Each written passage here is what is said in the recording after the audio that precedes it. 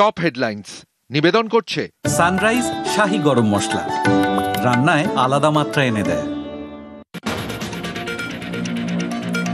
ব্রিগেডে গীতা পাঠে chicken patties বিক্রেতার উপর চড়াও হামলা, মারধর করে কান ধরে উঠবস, জিনিসপত্র নষ্ট।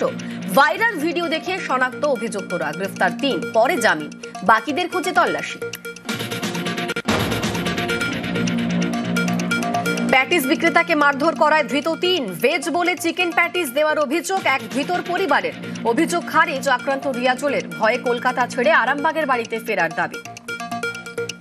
ভেজের দাম 25, চিকেন 30। আমি কেন ওদিকে উল্টে পাল্লা খাওয়াবো? তোর নাম কি বল? আমার নাম শেখ রিয়াজুল। আমার নাম কান্দে উঠবস করেছি, তা তো শোনা শিখতে না।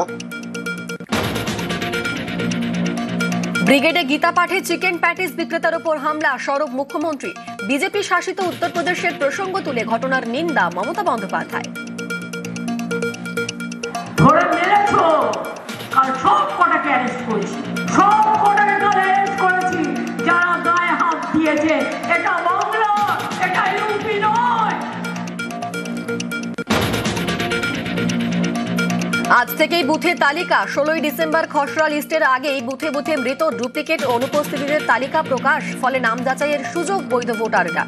বিএলও বিএলএ বৈঠকের সিদ্ধান্ত। আজ নবম দশমে ইন্টারভিউ তালিকা, শিক্ষক নিয়োগে ইন্টারভিউর তালিকা প্রকাশ এসএসসির। প্রার্থীদের তথ্য যাচাই শেষ, সন্ধে এসএসসির ওয়েবসাইটে আপলোড লিস্ট।